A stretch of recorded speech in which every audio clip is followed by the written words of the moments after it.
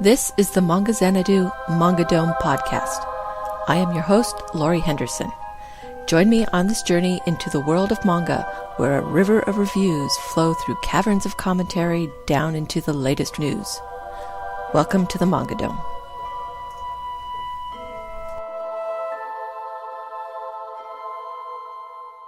Episode 33, Jumping on the Bandwagon. Weekly Wish List. I missed doing the weekly wish list last week, so I've included the titles in this week's wants. From the New World Volume 1 is the only new title this week that I'm interested in. It's from Vertical, and it looked interesting. Digital Manga has some new non-BL titles I'm interested in. Moon and Blood didn't impress me, but I still liked it enough that I want to keep reading it.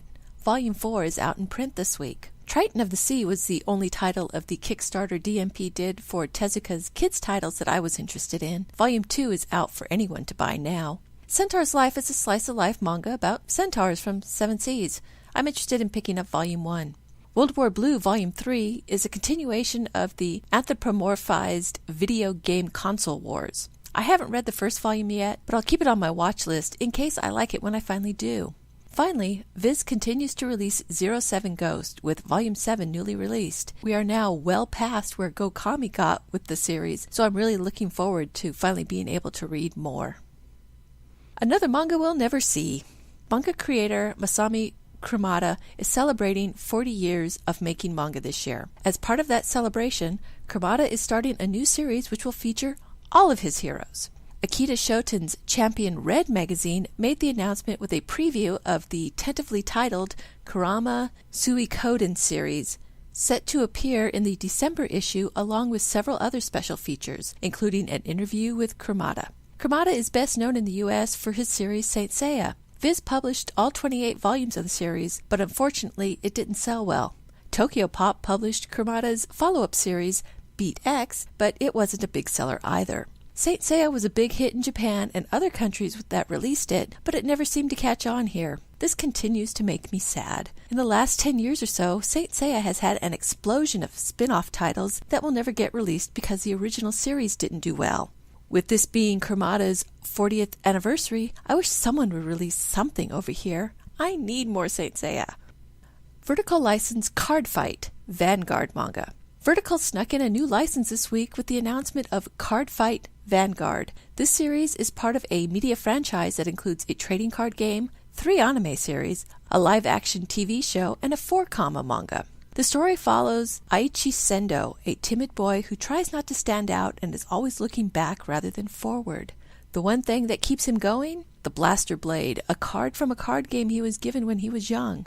Aichi begins using the card in the new card game Vanguard, which takes place on another planet called Cray using a never-before-seen play system. The series is written and illustrated by Akira Ito, the creator of the Yu-Gi-Oh! R series. Like most manga adaptations of an anime, the manga goes off on its own with different storylines while keeping the original characters. I'll reserve judgment on the series until I can check out the first volume. Game manga can be rather hit or miss. Attack on Titan spin-off increases magazine print run by 500%. Kodansha's shoujo magazine, Aria, will get a 5-fold increase in its print run thanks to demand for the new title Attack on Titan No Regrets. A preview of the new title ran in the November issue released in September and sold out within a week. The preview was run again in the December issue released in October. The increase in the print run will bring the more out of the ordinary shoujo magazine closer in circulation to Kodansha's mainstream magazine, Besatsu Friend. It's really hard to believe that just one manga can so greatly affect a magazine's circulation, but it seems Attack on Titan has that effect no matter what country it's being released in. Manga turnaround in 2013. ICV2 released market reports about the growth of graphic novels and manga this week, and the news was good for once. The growth of graphic novels grew this year by 6%, with manga growing faster than the overall graphic novel rate. This is the first time there has been a positive growth in the market since the bubble burst in 2008. Some of the factors helping with this growth are the re-release of Sailor Moon by Kodansha, Yen Press's general growth as a manga publisher, and Yen Press and Seven Seas Entertainment's releases of the Alice in the Country of titles, and of course Attack on Titan. Most of these factors aren't really that surprising. Sailor Moon, Attack on Titan, and The Alice in the Country of routinely make the New York Times bestseller lists and often hang on for weeks if not months. Yen Press in general is kind of a surprise to me. The company has been around since 2007, so I don't see how their presence 5 years later really makes a difference until I look at what they've been publishing lately. Adaptations of YA titles such as Beautiful Creatures, Miss Peregrine's Home for Peculiar Children, Soulless, and of course Twilight. And most of these titles come out as hardbacks, increasing their value in sales. I do hope this does mean continued growth in the manga segment of the market, but not to the levels we saw in the mid-aughts where anything and everything was being published. I do like the more curated selection we get, but I wouldn't mind a few risks on some possibly not huge hits coming over as well. VizManga.com updates. There are some new developments in the Viz Manga digital world. Starting with the familiar, in the top 10 list for November 12, 2013, there is a new number 1 again. Naruto Volume 63 debuts on the list at number 1. Siren Volume 13 debuts at number 2. Yu Yu Hakusho's newest volume, Volume 3, loses the top spot to come in at number 3, and new shoujo manga Sweet Rain debuts at number 4. Ultimo Volume 9 is another debut at number 5, along with the Vampire Knight Volume 17 coming in at number 6. Strobe Edge Volume 7 makes it to the list at number 7, followed by Ore-sama Teacher Volume 15 at number 8. Skip Beat Volume 11 comes in at number 9, and Black Cat Volume 13 finishes out the list at number 10. The new releases once again take over the list, with 7 of the titles being new in print and digital, but the 3 backlists that hung on are strong titles in their own right. The shoujo to shonen ratio holds at 50-50, which I like, and the variety of titles is great, especially among the shoujo. Sweet Rain finally makes its debut, which is good timing with Christmas coming up on us fast. There is only one new series added to the Viz Manga site. Eyes is rated mature, and therefore will only be available to read on the site with no downloading through the Viz app. This is an older title about Ichitaka, a shy boy who has a crush on his school classmate Iori. But when she poses for provocative swimsuit photos, she gets a lot of unwanted attention, and Ichitaka doesn't want to be swept up in that. To complicate things further, Ichitaka's childhood friend, Itsuki, returns from America, no longer the young girl he knew, and ends up living in his house. With provocative images and a love triangle right from the beginning, this series will find new fans fast, but the potential for disappointment with a wishy-washy male lead makes this a title I will pass on. And just to show where all that price increase money has been going, Viz has now made its manga available on Google Play. They claim 1,700 volumes are available, but good luck finding them. I have had nothing but trouble finding books that aren't popular or are manga on Google Play. The features page only has new releases, and searching the manga or Viz tag doesn't help at all. Unless you're looking for really popular or know what specific title you want, just pass on Google Play. Browsing doesn't seem to be encouraged. The New York Times bestseller list.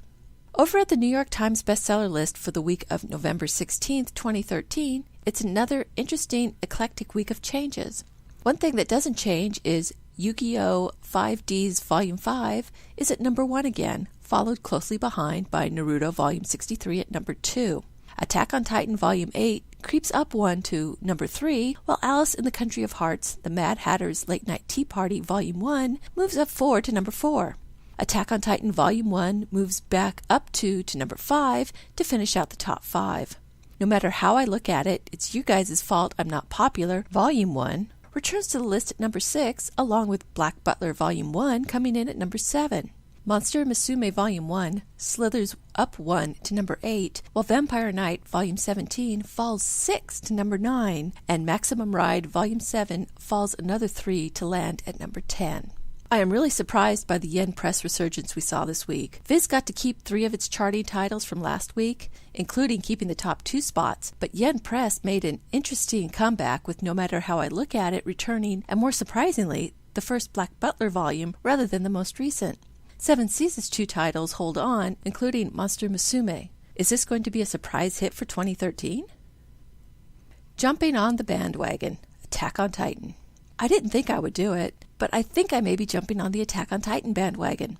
I've of course heard a lot about the series. Its slow rise up the New York Times and Nielsen Bookscan Top 20 was one indicator to how popular the series was becoming. But the real telltale sign was all the cosplay that was seen at cons, both anime and otherwise, this year. I'd also heard mixed reviews of the manga from bloggers. Some loved it, Others couldn't stand the art and didn't stick around. I wasn't going to read the series myself, especially after reading the first chapter in Kodansha's Unreal sampler. I just didn't feel drawn in by the story or characters, and the art left a lot to be desired. Then I received 2 volumes for review, volumes 8 and 9. I had seen some comments on Twitter that Attack on Titan got better after volume 4, so with 8 and 9 in hand, I decided to see what all the fuss was about. Attack on Titan is a strange title. I only had a general idea of the story, and it was obvious I was still missing a lot. But that didn't stop me from getting drawn in by these 2 volumes. I didn't expect to, even after I started reading. But by the end of volume 8, I was ready to dig into 9 to try and find some answers. The first thing I really liked was the friendship between Eren, Mikasa, and Armin. Even though I hadn't seen any of their development over the last 7 volumes, it was obvious in volume 8 how they felt about each other and what they were willing to do to help each other. I bought into their friendship immediately.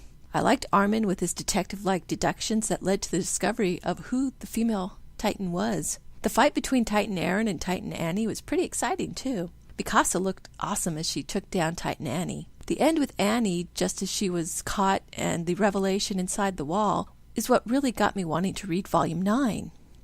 But, of course, these mysteries weren't addressed.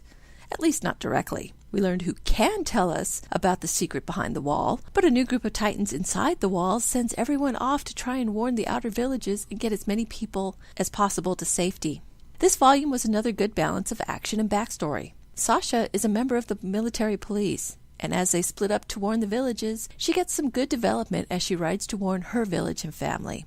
More mysteries are presented with the question of where this group of Titans came from and the revelation of a new kind of Titan with a lot more animalistic qualities who can reason and speak. Damn! Why did Attack on Titan have to have some actually good writing? Because the art sure isn't the draw. It has an amateurish look to it. There were some parts where I looked at it and thought my kids could have drawn it better. But even though the art can get a little wonky in places, I really like the story. And the problem with that? Well, now I have to go out and find the first 7 volumes and see how everything got to this point. I could probably cheat and just watch the anime, but I'd really rather read the manga. And while I've heard the first 3 volumes aren't that great, I was told that about the first 4 acts of Homestuck, and I really enjoyed those anyway. So here I am, doing what I said I wasn't going to do, and that's jumping on the Attack on Titan bandwagon with everyone else. I guess it isn't so bad when the title is actually deserving of the praise it's been getting. But it's still hard to get over. With a pull quote like, Japan's equivalent to The Walking Dead, I shouldn't like the series. But here I am, not only looking forward to the next volume, but looking at getting some of the earlier volumes as well. I enjoyed Attack on Titan, and while the fact turned out to be a surprise, it was at least a pleasant one. Thank you for listening to the Manga Xanadu Manga Dome podcast. You can find links to the stories and books discussed here in the show notes at manga.jdragononline.com. You can email me with any questions at xanadu@jdragononline.com or leave a comment on this post. Rate me on YouTube and follow me on Twitter at Manga Xanadu, all one word.